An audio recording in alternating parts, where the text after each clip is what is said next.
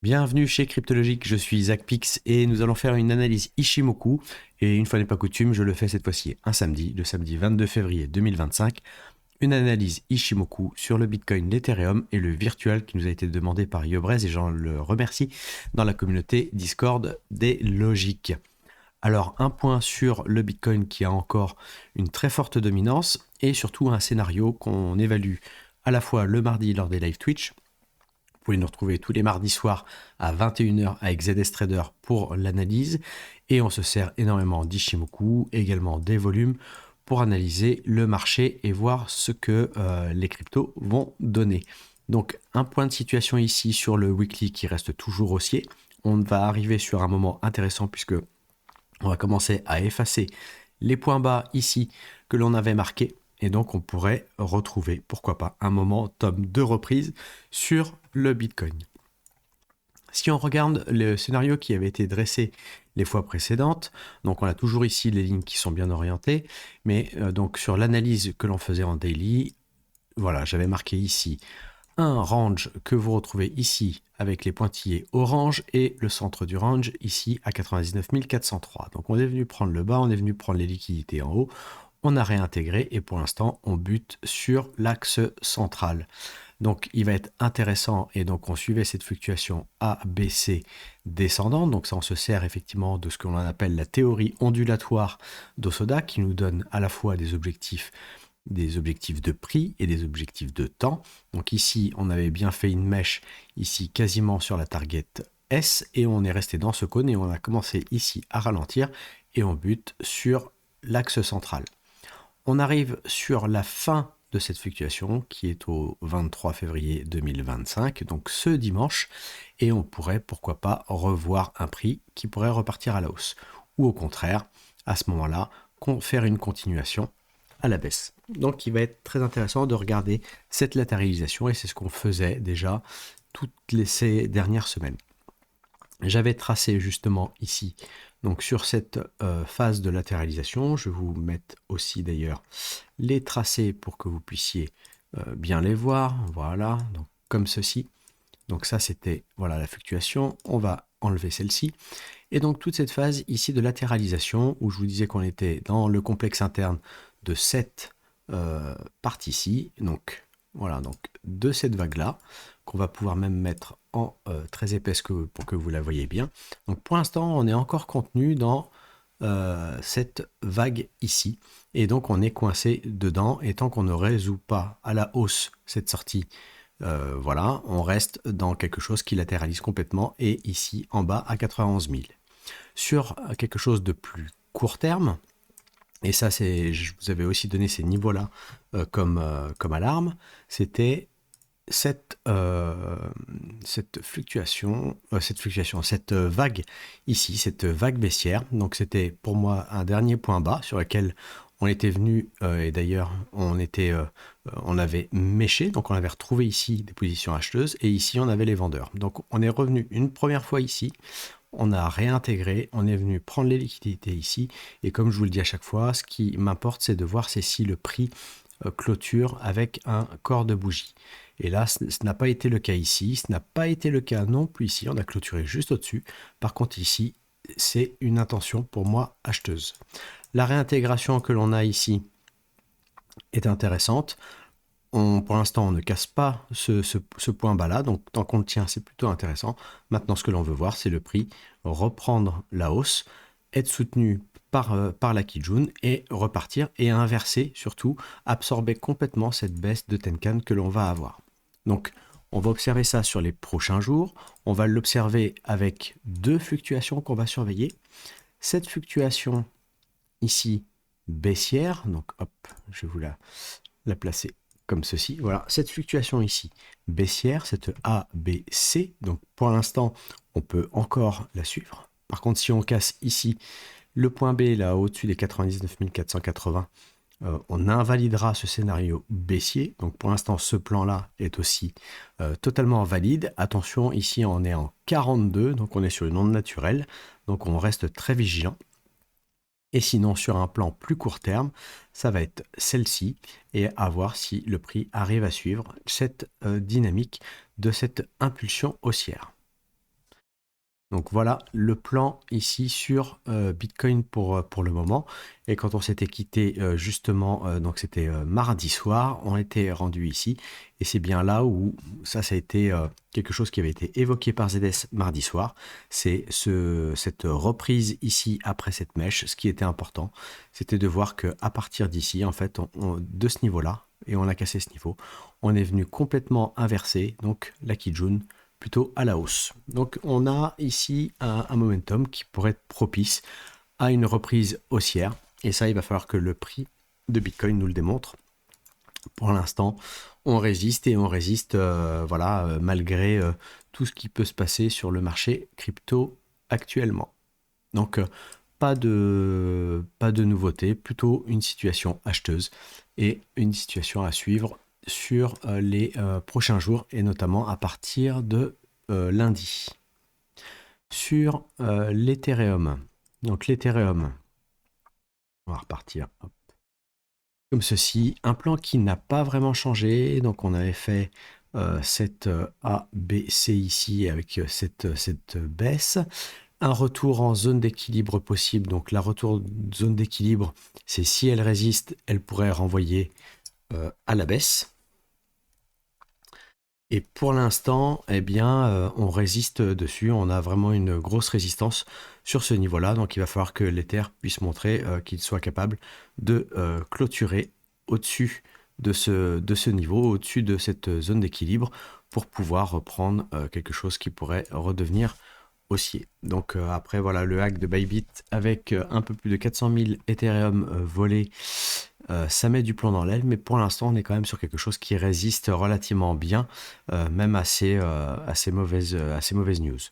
Exactement comme sur le Bitcoin, on avait donné des niveaux d'alerte à venir casser pour montrer une intention acheteuse.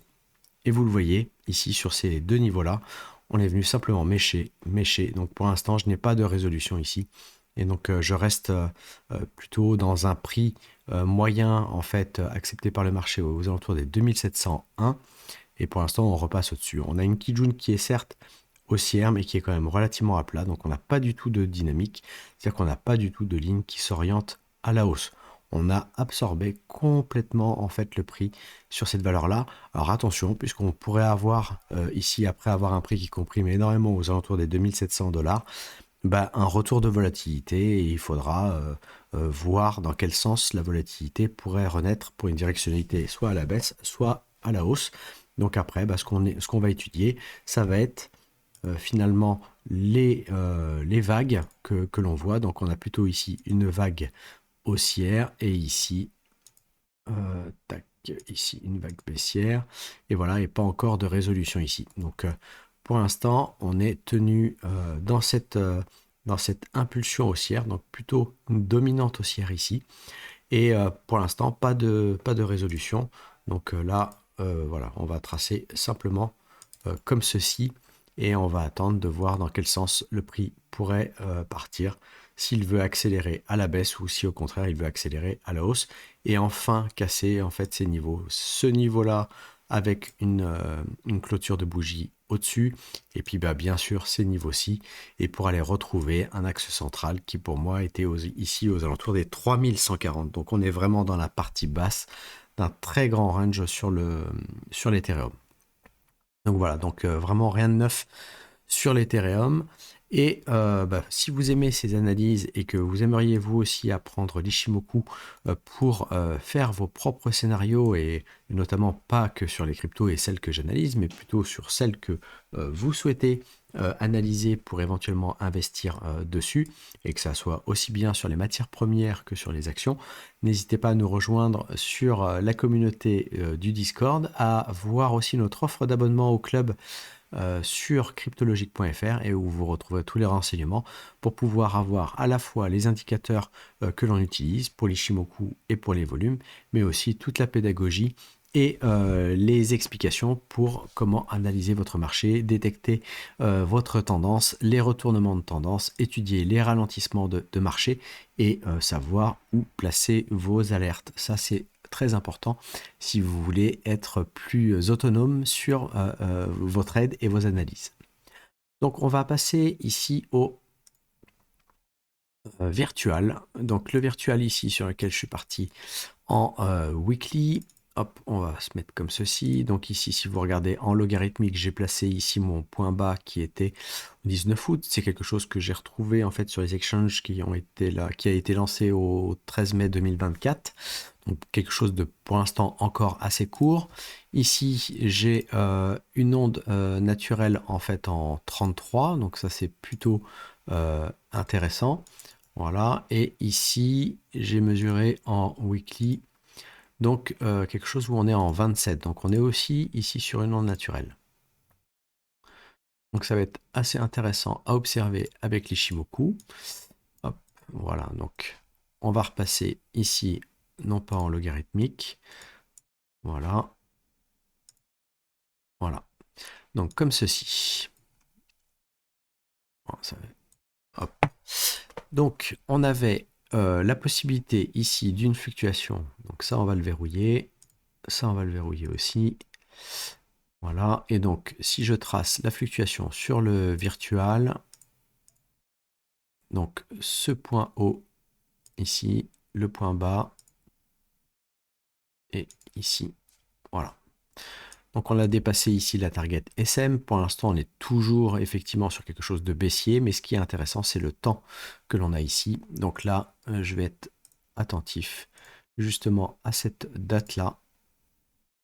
Donc on est en 27 et je serai intéressé de voir une reprise de prix ici. Donc là, je suis sur quelque chose sur un plan très long terme. Donc pour moi, je vais considérer que on pourrait avoir terminé la phase de baisse, on pourrait commencer justement cette phase de hausse. Si ici on est sur une phase qui pourrait reprendre à la hausse, c'est-à-dire qu'on a marqué notre point C, ça veut dire que ici, si j'étudie le ralentissement, je devrais voir un schéma de reprise haussière. La seule chose que je puisse noter, c'est par rapport à l'ensemble, et donc en ayant étudié finalement les volumes, donc on a eu une très forte accumulation ici, le point les plus bas sur les 2 centimes. Donc voilà, très peu de chances d'aller retrouver ces prix-là.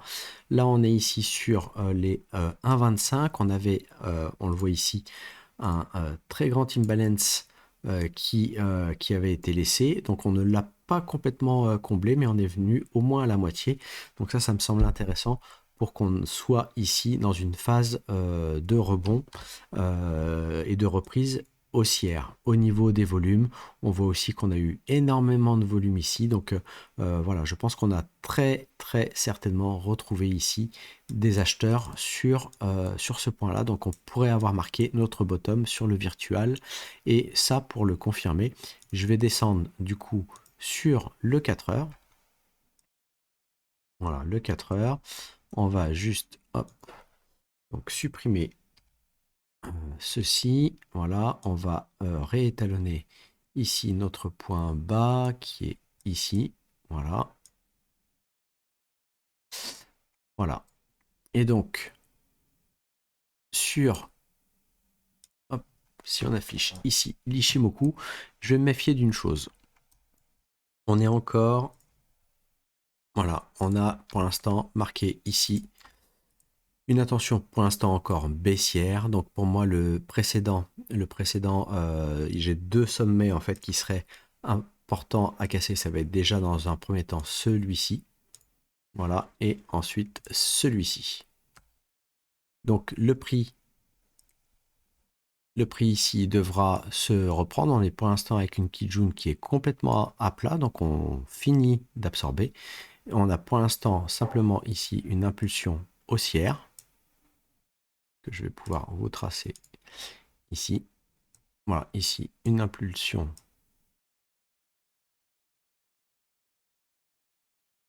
haussière et on voudrait voir un prix qui soit capable d'aller chercher ces niveaux-là pour casser et avoir une résolution. Sinon, ça veut dire que le marché a encore du volume à échanger dans toute cette partie-ci.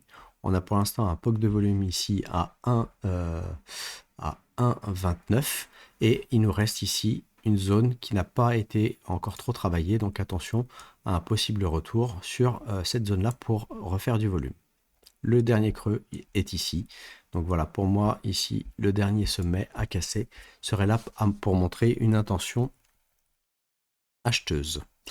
Donc si on trace simplement sur ce que l'on peut suivre ici, je vais avoir deux choses. Je vais avoir cet ondulatoire ici. On va voir si on était corrélé. Donc là, non, on était en 61.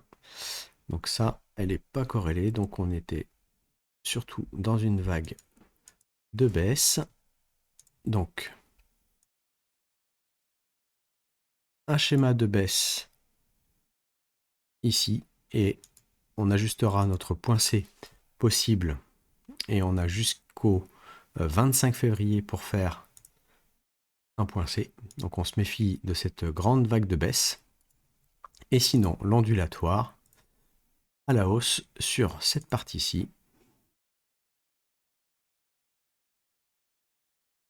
Que l'on doit suivre. Voilà, donc celui-ci pour le virtual et à voir si on continue de le suivre et ça jusqu'au 24 février, donc jusqu'à lundi. Donc ça c'est le scénario. Voilà, mais je me méfie, il reste encore des volumes qui peuvent être pris. Et par contre, le point positif ici sur le 4 heures, c'est qu'on a la Shinku qui est repassée au-dessus des prix. Donc voilà, plutôt quelque chose d'intéressant si jamais on veut avoir marqué un point C. Je pense qu'il faudra quand même certainement encore absorber un petit peu avant d'avoir notre résolution à la hausse si le Bitcoin le permet pour une reprise haussière. Voilà sur le virtual. Et puis je vous remercie de nous avoir suivis. Je vous donne rendez-vous à mardi prochain pour le live Twitch cryptologique avec ZS Trader et ce suivi de marché sur le Bitcoin. Et je vous dis à bientôt. Passez un bon week-end. Ciao, ciao.